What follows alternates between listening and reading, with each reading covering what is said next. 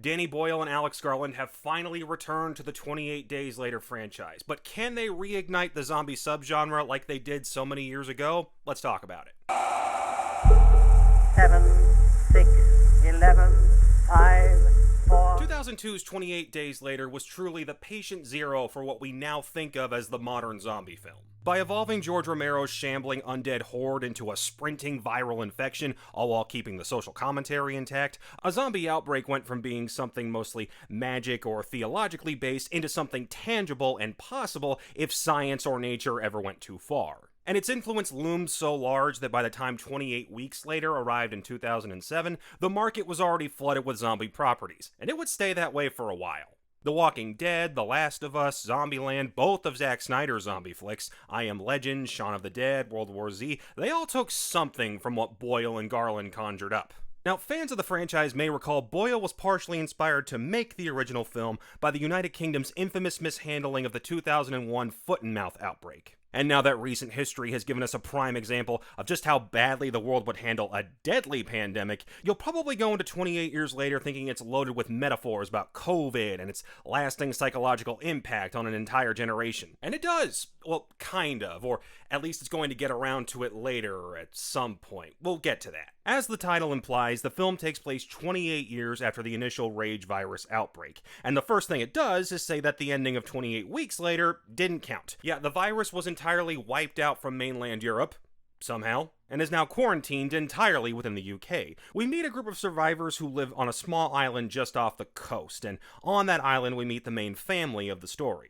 We've got Alfie Williams as Spike. By the way, this is his first film role, and the kid absolutely knocks it out of the park. Jodie Comer as his mother Ilsa, whose mental state seems to be deteriorating due to an unknown illness, and Aaron Taylor Johnson as Jamie, Spike's father, who is clearly fighting through some serious character flaws and trauma. But like everyone else who was alive long enough to remember what the world used to be like, he's just trying to soldier on. The first third of the film sees Jamie take Spike on his first trip to the mainland, where he can get his first zombie kill and learn about scavenging. Then, after a pretty big near-death experience and some revelations about Jamie's aforementioned flaws, Spike decides to take Ilsa to the mainland by himself in search of Ray Fiennes' Dr. Ian Kelson, who, despite having seemingly lost his mind after the outbreak, is the only doctor around who might be able to figure out what's wrong with Ilsa. Now, without spoiling too much, I need to set your expectations for what this movie actually is. While a third installment in the franchise was discussed for years, often referred to as 28 Months Later, it wound up stuck in development hell there for a while. 28 Years Later mostly wipes the slate clean in favor of kicking off a new trilogy. There's no talk of a worldwide outbreak, no mention of anybody being immune,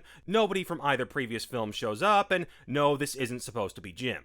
Instead, we've got what feels like the first third of its own story, one that'll continue with Nia DaCosta's The Bone Temple next January, and a third installment that has yet to be filmed. And while by itself the movie makes for a great coming-of-age story for Spike, there's definitely a sense of it feeling incomplete. This is punctuated by the final minutes giving us a bonkers, out-of-freaking-nowhere character introduction that only gets salvaged by the arrival of Jack O'Connell. Turns out Sinners is so good, it actually improves other movies. One thing the film does carry over from the original is its chaotic editing. Anytime there's action, we get a flurry of quick cuts, repeating frames, and shots of unrelated but thematically relevant imagery. That, and a consistently ominous score, yes, the poem from the trailer makes an appearance, gives the film an unrelenting sense of dread, even in scenes where you know fully well the characters are safe. But we know why you're here. Y'all want to know about the zombies. Well, with a limited food supply and nearly 3 decades to stew in a highly concentrated area, the infected have split off into 3 groups. You've got your usual runners, though with their clothes having long disappeared, they now look straight out of Attack on Titan,